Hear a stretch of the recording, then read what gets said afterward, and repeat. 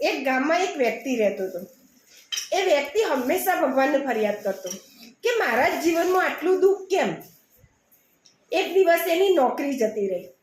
એક દિવસ રાતે બીમાર પડી ગયો એટલે રડવા લાગ્યો અને રડતા રડતા કે ભગવાન હજુ શું બાકી રહી ગયું, આટલું બધું દુઃખ મને. અને પછી એના પછી થોડાક દિવસ પછી એને બીજા ગામમાં જવાનું થયું અને ત્યાં એને એક નાની નોકરી મળી. અને એમ કરતાં કરતાં થોડા દિવસ જાય છે ને એ નાની નોકરીમાંથી એને મોટી પદવી મળે છે. અને પછી ખબર પડે છે કે જે કંપનીમાંથી એને કાઢી મૂકવામાં આવ્યો હતો ને એ કંપની બંધ થઈ ગઈ. ત્યારે એને સમજાય છે કે જે ભગવાને મને દુઃખ આપ્યું હતું ને એ દુઃખ નહોતું, પણ એક ભગવાનના આશીર્વાદ હતા. ભગવાન સામે નજર કરે છે કે ભગવાન તે તો હંમેશા મારું સારું જ વિચાર્યું.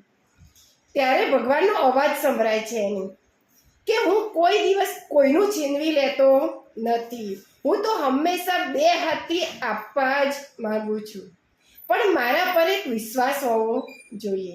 એટલે કે જો આપણને ભગવાન પર વિશ્વાસ હોય ને તો ભગવાન આપણું જે ગયું છે ને એના કરતાં પણ વધારે કરીને પાછું આપે છે. જય સ્વામિનારાયણ.